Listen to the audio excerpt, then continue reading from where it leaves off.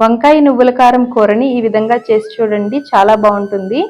ప్యాన్లోకి కూరకి సరిపడా ఆయిల్ వేసుకుని కట్ చేసి పెట్టుకున్న వంకాయ ముక్కలు, పావు స్పూను పసుపు, రుచికి తగ్గట్టుగా సాల్ట్ వేసుకుని వంకాయలు మెత్తబడే వరకు కలుపుతూ మగ్గించుకుని వేరొక ప్లేట్లోకి తీసుకోవాలి.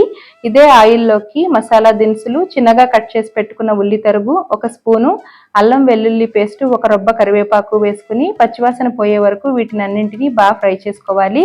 ఇందులోకి ఫ్రై చేసి పెట్టుకున్న వంకాయ ముక్కలు, కూరకి తగ్గట్టుగా కారం, చిన్న నిమ్మకాయ సైజ్ అంతా చింతపండు నుంచి తీసిన చింతరసం వేసుకుని బాగా కలుపుతూ మగ్గించుకుని ఇప్పుడు కూర గ్రేవీకి తగ్గట్టుగా తగినంత వాటర్ కూడా వేసుకుని మూత పెట్టుకుని కలుపుతూ మగ్గించుకోవాలి.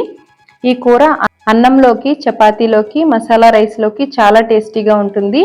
ఇందులోకి ఒక 2 స్పూన్ల నువ్వుల కారం వేసుకుంటే చాలా టేస్టీగా ఉంటుంది. చివరగా ఇందులోకి కొత్తిమీర తరుగుని వేసుకుని కలుపుకోవాలి. చాలా టేస్టీగా ఉంటుంది. Thank you.